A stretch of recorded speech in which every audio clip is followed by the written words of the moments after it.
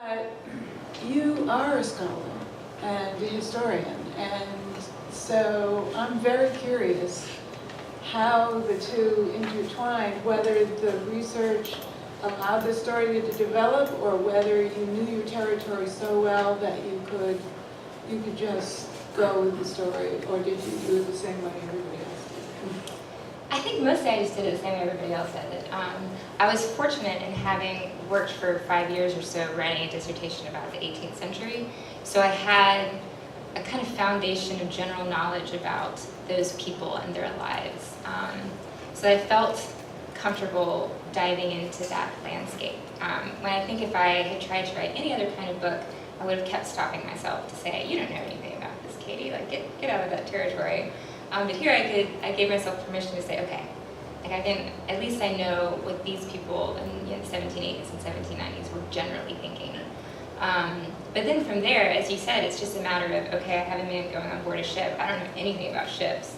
So get the nautical dictionaries out and start learning as much as you can, which is, for me, the most fun part. I agree with you, 100%. Yeah. Yeah. And I was going to ask you about STELLA BAIN, like what your process was there in terms of, did you have the setting of World War I first and then figure out how to put these characters into it, or did the character of STELLA BAIN herself come to you initially? Well, actually, STELLA BAIN is, as the novel progresses, and this is the trouble with talking about books when you assume most people haven't read them yet. So she's a character from a previous novel, and she was in a dreadful situation around the same time period, 1900 to 1915. And the novel was narrated by a man, and she never got to tell her side of the story. So in the back of my mind, I was always thinking that one day I'm going to let her have a piece. Yeah. And then I decided to do that. All of a sudden I realized that it begins in 1915. That's when she would start telling her story. And, I realized, well, oh my God, that's World War I. There's a war going on. Yeah, there's a war going on. And not only that, she has to go to France and she has to go to England to resolve the thing that started in the other book. So I had an enormous canvas, and I decided, even though tremendous hubris, to decide to write a novel about World War I when you know almost nothing about it. Novelists are filled with hubris. I did a tour in England, and I was absolutely terrified every single time I had an audience, because I knew someone was going to say, well, I have an aunt who was diagnosed with shell shock, so you're saying that no woman was, and I just, fortunately didn't happen, but, I was just terrified the whole time. But I very much research on a need-to-know basis. Now I need to know what VADs look like. I need to know what an ambulance driver would have experienced. I need to know what medicine they have, what was it like in a hospital, and it was pretty grisly. And one thing I've noticed that you and I share in common is not as an unwillingness to shy away from the gritty details. I mean, you have some really heavy descriptions, physical descriptions of what life was like then, and that to me was fabulous, because I believed it. I mean, it lends an air of authenticity to the book. Yeah. Another question I had for you was about the divide between history and imagination, and whether you ever find yourself in a situation where you want something to happen for the purpose of the novel, but the historical truth would not necessarily allow it. And if you ever move away from fact or from history in order to tell the story that your characters need to tell. No. I pride myself in getting the details right. I mean, it's one thing if you write about something that not a whole lot of people know about. Mm-hmm. I mean, in The Weight of Water, half the novel is a historical document telling what really happened. We don't have such an historical document, so I was able to just do that whole plot. But in World War I, an awful lot of people know an awful lot about World War I, and their whole society is dedicated to this. And we were approaching the beginning of World War I when I was writing the book and when it was published, and I thought I'd better have this right, because it was a great example somebody gave of reading a Michael Crichton book, and it was called Airplane or something like that. And in the first couple of paragraphs, Michael Crichton wrote, as they're coming in for landing, the pilot turned on the headlights, and the guy threw the book over his shoulder, because they're called landing lights and they're called headlights. So he figured that he couldn't trust anything else in the rest of the book. So it doesn't have to be historical necessarily. Yeah. It just has to be, you have to, it has to be authentic and feel authentic. Even though I have no interest in writing historical fiction. You know, all I want is a good story. Right. Mm-hmm. So does historical fiction thereby put us in more of a bind as writers by setting a story in the past than people writing contemporary fiction? Well, I don't know, because I think, you know, often you have to do as much research for a contemporary novel. You know, I wrote a novel called Pilot's Wife, and in it, you know, there's an incident in the air that causes a plane to go down, and I had to have a pilot who would then tell me how that scenario was possible. I didn't want anyone to know who he was, so that was like a deep throat operation. And finally, you know, I'm there and I'm thinking, I am in so over my head here, because I've got to make sure that every step of this is plausible. Because what do I know about being in a cockpit of a, you know, a transatlantic plane? So you do, I think you do always, as a matter of course, want to get your details right. It's a rare book. I can't think of a single novel I've written that I could do it from whole cloth without needing to know something that I don't know. Yeah. My question to you is, will you be able, being a scholar, will you be able to step out of that period and write about a different historical period, or will you want to, I mean, I don't even know, can you talk about what you're working on now? Sure. Oh. I never do, so it's a really unfair question. I'm not super superstitious. I'm working on a novel right now that's also set in the late 18th century. That's about follows the lives of three men, one white, one black, and one Native American, whose lives intersect at a certain point in history. And it's also based on a kind of nugget of a true story. A kind of a what? A nugget of a true story, similar to the girl buried in the keg. But I don't see myself as a historical fiction writer, and I don't want to stay in the late 18th century. I think, again, it's more of a matter of comfort, like I'm stepping into the shallow end of the writing pool by doing what I know. And it's interesting, like a lot of people would say, oh, well, writing what you know would be about writing about a girl growing up in Mississippi, and that's just not really interesting to me, because you don't get to learn anything about the world if you just write about things that are familiar. And so for me, history is a way to push the boundaries of my own experience, and not just history, but to write about a man's life, or to write about someone who has lost a spouse. Those are all leaps of the imagination that we get to take as writers. That's right. It's just kind of a wonderful privilege. When, you know, a few times that I've taught writing in different settings, the old advice about write what you know, I think is a terrible thing to tell somebody. And I always say write what you imagine. Because if you don't trigger the imagination, you've got nothing. You know, you can have a story about something you know, but you will never be able to divorce yourself from that person. When I wrote Eden Close, my very first novel, I sat down, I just finished reading Alice McDermott's That Night. Wonderful, wonderful novel. And I said, I can do this. Or something like, I would really like to do this. So I sat down, I wrote a 10-page outline. It had nothing to do with Alice McDermott. It was a 10-page outline. And in the middle of the 10 pages, I did something that I'm 100% convinced I would not be here if I hadn't done, which is I changed the protagonist from a woman to a man.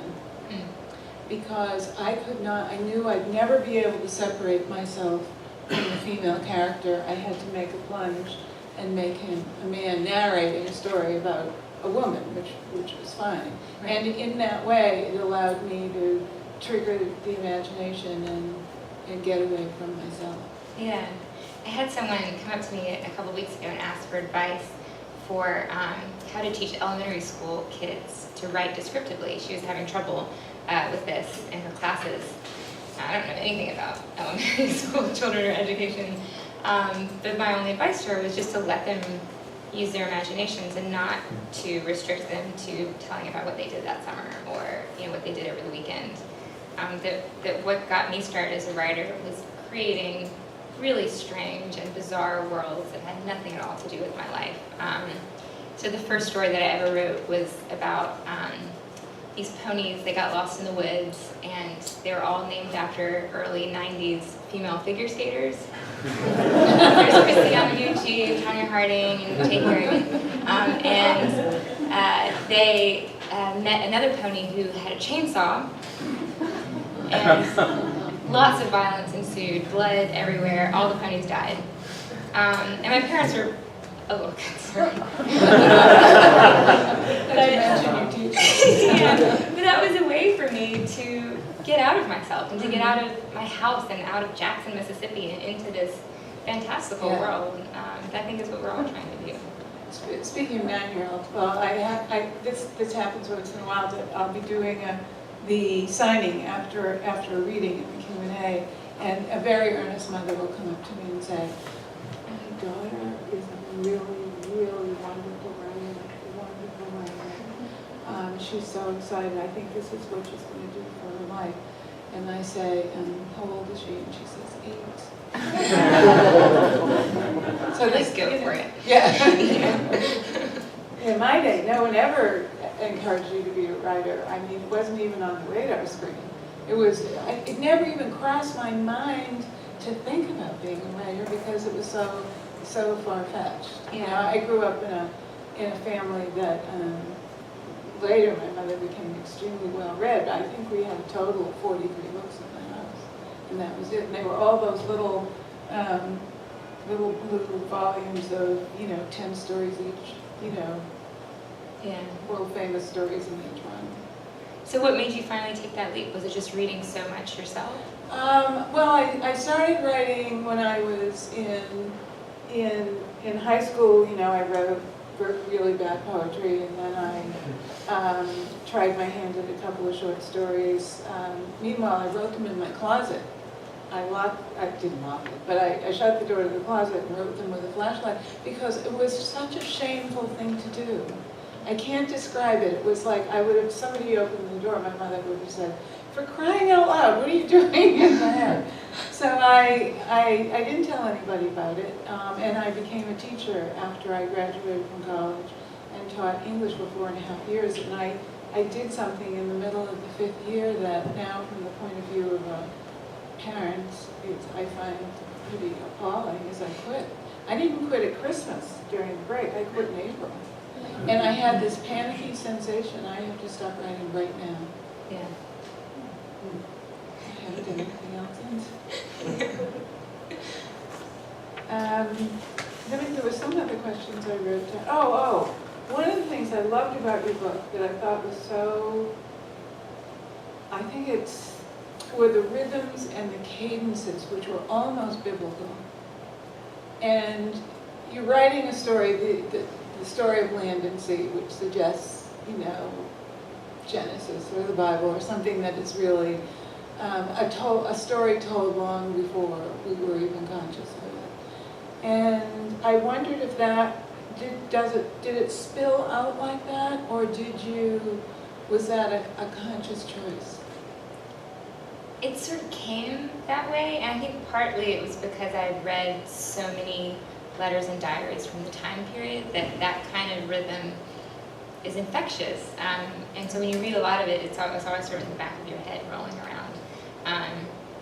And when I first started writing, it just had that kind of rhythm to it, because it reflects what they would have been reading as well. Yes. And what you read affects the way you put together your own language. And so to have characters who are reading such sort of elemental literature and then speaking this way and then interacting with the world in a very elemental way, it was an inspiration in terms of how I could frame their universe linguistically. Yeah. It's beautiful. It's really beautiful, beautiful language. And I think it's very interesting. Congratulations on your review in the New York Times.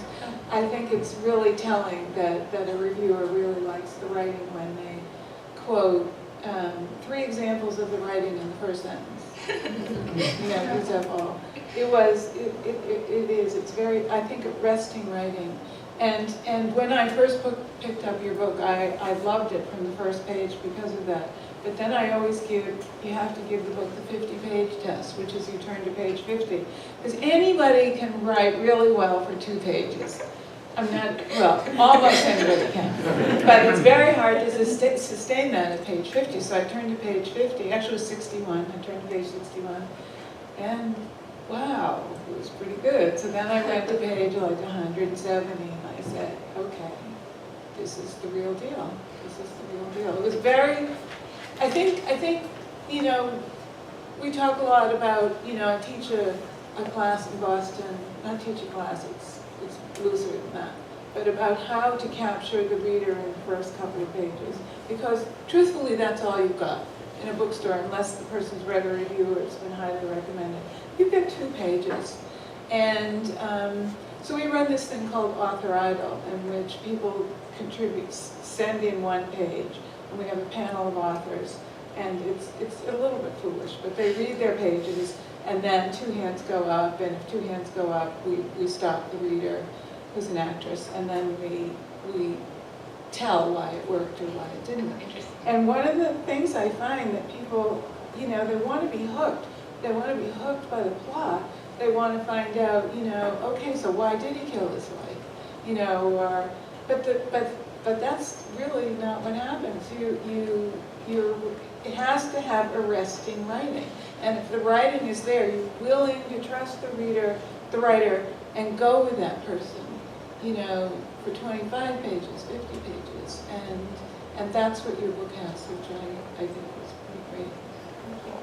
It's also exciting when you get to take a reader to some fairly dark places, as I think we both do. Yes. And Never being accused of a happy ending.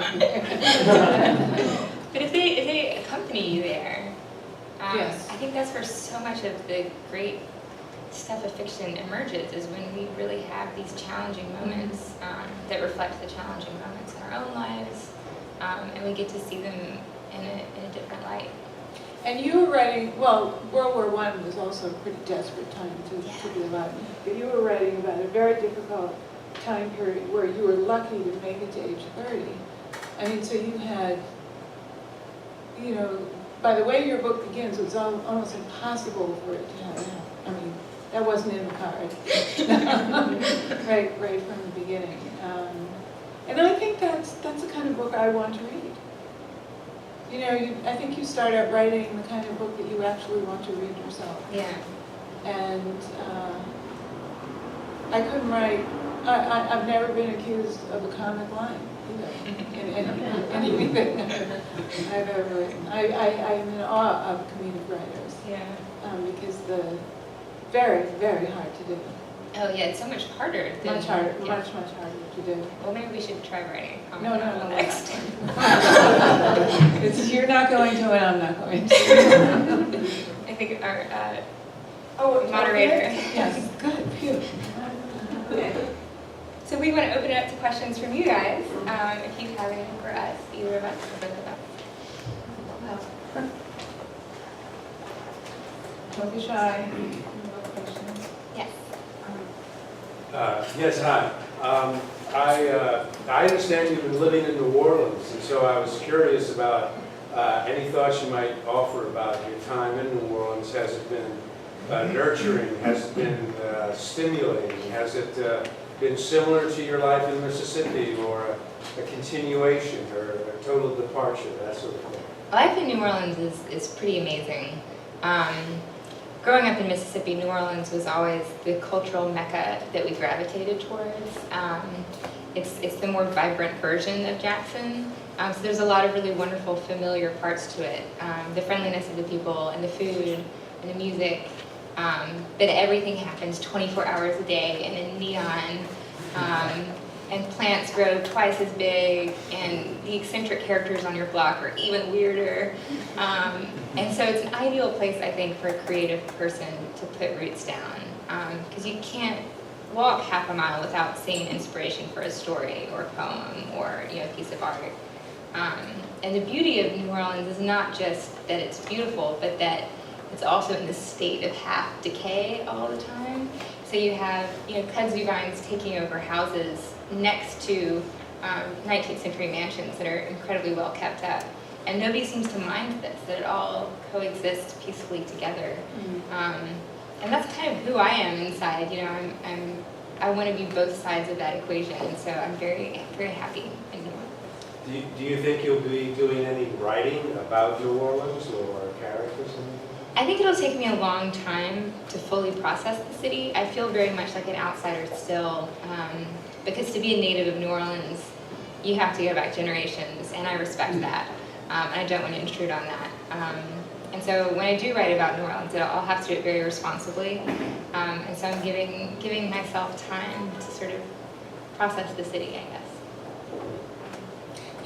I just came from a wedding in Raleigh, and you could cut their southern accents with a knife, and you're from even further south, and I'm hearing it sometimes, but not, you lost it somewhere along the way. I never really had a thick one. My parents are from Florida, but they didn't really either.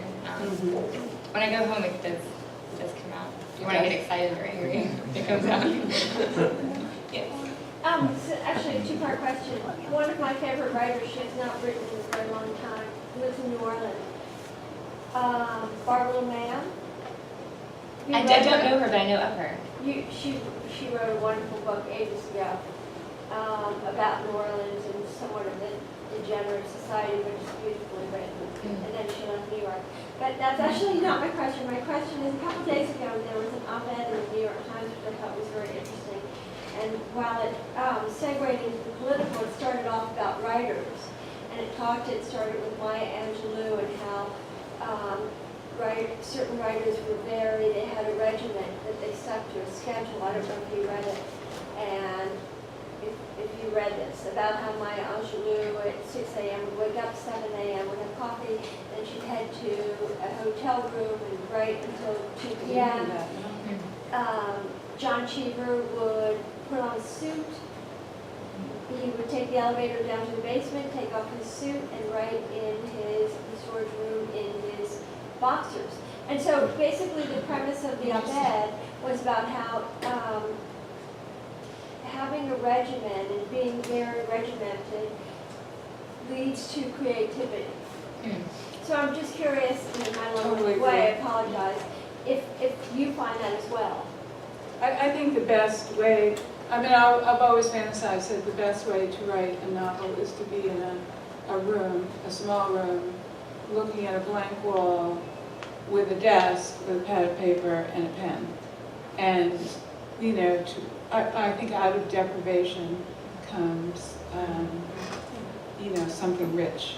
And if I'm in, my office, I sometimes have to actually leave it because, there are photographs of my kids there, there are things I have to do, things I have to answer, and it's better to be. And the other thing that I do that I've always done my whole life as a writer is I get up and I eat a very fast breakfast, and then I go in my bathrobe to the desk. The faster I get to the desk after I wake up, even though there is seemingly no connection whatsoever. It's not like I can't even remember my dreams. So, but the sooner I can get to the desk without interruption, the better.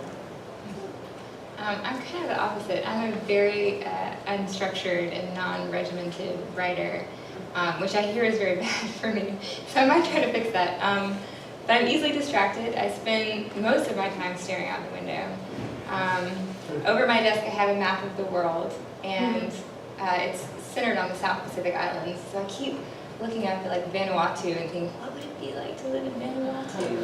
And then an hour goes by and I've researched online to see if there are B&Bs in Vanuatu, no far. And then I gradually work my way back into the writing. And so I'm constantly sort of spinning in and spinning out again. So it takes a while, but... How long did it take to write this book? It took a year. And that's actually fast. Yeah, it's not too Yeah. long. So yeah, I think I couldn't work without other sources of beauty or inspiration trickling in at all times. I just need a lot of visual input. Stimuli. Yeah. So you're not ADD? No. Yes. Yeah, Anita, you managed to get yourself in such a wonderful place where you write literary fiction and yet your books can be found in every bookstores all over the world. How can we do that? How do you manage to write books that are on one level literary but on another level lots of people really want to buy them? Well, I thank you for saying that. I just have to be very fond of the word literary myself. I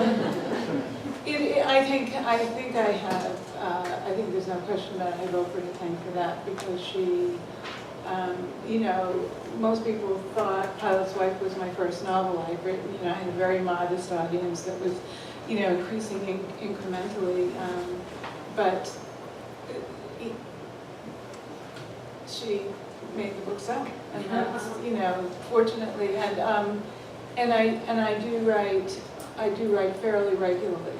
It's not like I've had 10-year gaps in between the books, which is always difficult. But for me, the thing that's important is the words on the page, for me, the most enjoyable part of the entire experience, and I've had a lot of experience over 18 novels, out on the road and writing, and for me, without question, is that those periods of time that you're lost in what you're writing, and you're bringing a certain amount of craft to bear on this daydreaming that you're doing, and you look up at the clock and you go, oh my God, it's 11:30. I mean, you just completely lost yourself, and for me, that's the best part of it. And then you send it out there and you just hope for the best. Katy. Hi. So how did growing up in Jackson, also living in New Orleans, shape the race relations of your book?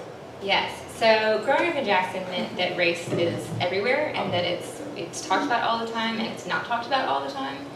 And so I knew as a writer and a historian that I always wanted to incorporate that past into my writing. That I didn't think I could talk about the South responsibly without bringing in its diversity. And so I set this on a plantation in the South in the late 18th century, but it's a turpentine plantation, which does not have a lot of slaves on it. And so you get a very different picture of what enslavement would have looked like. So we have this vision of the antebellum South with cotton plantations and a complete divide between white and black. And in this period, that wasn't always the case. And so I wanted to show a kind of slavery in which a woman, like my character Moll, could sort of approach the white people, could have this kind of friendship with Helen, who she's given to as a birthday gift. And yet, at every turn of her life, any kind of freedom of choice is blocked and rejected.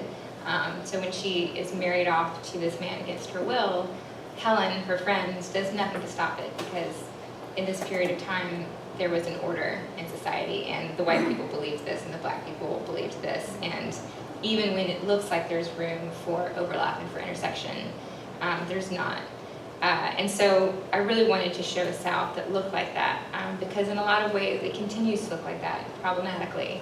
And so hopefully history, yet again, can be a mirror to contemporary society and show us where we still need to grow. That's a very painful moment in the book when Helen doesn't step in, and you think, well, her character's destroyed. How can I believe in this? How can I have sympathy for this woman who is not helping her? But you realize that in her universe, that's exactly what she would have done. Right. Yeah. Yeah. Yes. What happens when you reach a point in your unraveling of your story and you reach a blank page? How do you sustain the creativity, the same tone, all throughout? Because a poem, for example, would be a piece, Right. and it I could so just be wish out I there wrote and poetry. done. Huh? I so wish I wrote poetry. Yeah, well, I do, and I think it's a cop-out in a certain way, because I can't get any further than that. But that's what interests me, because you go on a wave, and all of a sudden, you hit something. So what do you do in that case? How do you unravel that? How do you go on? If I'm not clear about where I want to go, I go back and edit where I've been. And in fact, that's how I begin every day. I read what I wrote the day before, and that usually carries over. And also, I got my start as a writer for 15 years. I was a journalist in various forms. And you really quickly learn that there's no waiting for the muse. I mean, you've got to get those 90 lines out and get them done and shape them and send them off. So when I go to the desk, I think of it as work. I think of it as this is what I do. And, you know, if I'm not having a really good idea about what happens next, I've made a false step somewhere. So I will go back and try to find that false step. Thank you. Hey, so I read an interview recently with another young writer, also from Mississippi, and she was talking, but she wrote a contemporary story, and she was talking about how people keep conflating the character in her novel with her personality. And I was wondering if you're finding people trying to do that with your own writing, or if maybe writing in historical context provides a buffer. A buffer. Yeah. Didn't you say? Yeah, I Yes. think so. I mean, I write both contemporary and I don't think anyone has ever thought well, maybe they did. Yeah. I remember when I wrote, and I'm sorry to be interrupting what you were going to say, but I wrote Even Close, which is a story about a man. This is the book in which I changed the protagonist from a woman to a man, and I wrote the whole novel. And I was thinking, wow, that was a pretty good thing I did just there. I wrote a whole novel, and it wasn't autobiographical, and you know, that was cool. And then my mother took me to lunch, and she said, well, I can tell you who that is, and I can tell you who that is, and I can tell you who that is, and don't write about me again.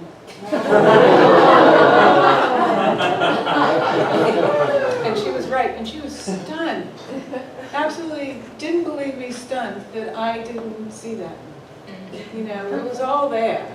It just was, I had so fully disguised it to myself.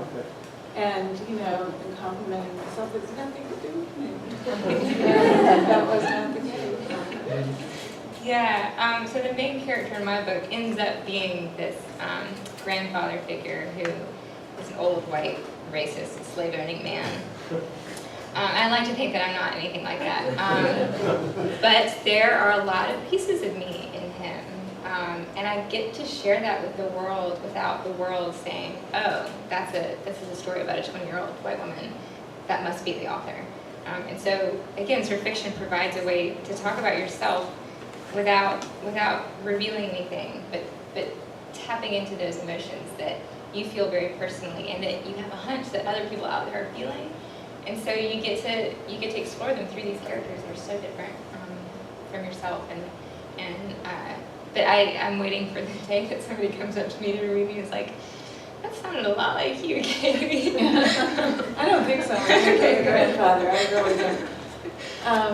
But I do think you share a similar sensibility with your characters. That, you know, they aren't you, you aren't them, they.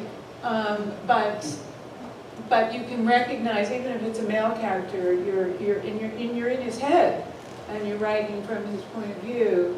You know that there are similar sensibilities that you can share and similar, observations, obviously. And so in that way, you can kind of let a bit out of the box. Yeah. So I think I have time for one last question. Yes. I was just gonna, I'm so fascinated when you guys talk. I know we're trying to steer clear of client historical fiction, but just this fiction where you guys have done your research and having to understand World War I and also speaking about life in the 18th century. But I wonder if, just purely psychologically speaking, like, the narrative of the characters, if you found yourself wondering if they thought differently during that era and how much pressure that puts on you. Because you're talking about elements of yourself and these characters and things like that, but you're in the modern world and what that's like to write from a character's perspective psychologically during that time. That's a really Right. It's a great really good question. I think that's one of the most interesting questions I've ever asked, and I don't know how to answer it. But it's a valid point Yeah. that we cannot, you could, because you've done much more she's an historian, in case anyone missed that. You can understand through all those letters what their thought process was, but that's a really valid point. That's a really valid point. For me, it's really interesting in that, especially going back more than just a few years, so going back to the beginning of the 20th century or to the 18th century, you're sort of seeing the origin stories for how we interact with the world today. So these characters that I dealt with, they understood God very differently, and their relationship with faith was very different. But their relationship with death was perhaps the most interesting to me in terms of the fact that it was around them so much and that they had to deal with so much of it. It made it more natural, and it made it easier to bring up in conversation. And it didn't make it easier to lose someone, but there was a comfort in talking about it, especially in relationship to God. So either God has taken this person away from me, or God has, rescued this person from Earth's clutches and he's taken him to heaven, where he will live a wonderfully rewarding life. And whether that rationale works or not, I think today we've stepped away from that into a kind of secluded space where we want to protect ourselves from death and from loss. But it doesn't mean that we don't continue to lose people. So for me, getting to explore the ideology of that universe at that time period is kind of a reminder of what I can take from it and how I can improve the way I see the world based on how they did. All right, let's just give one more round of applause for everyone.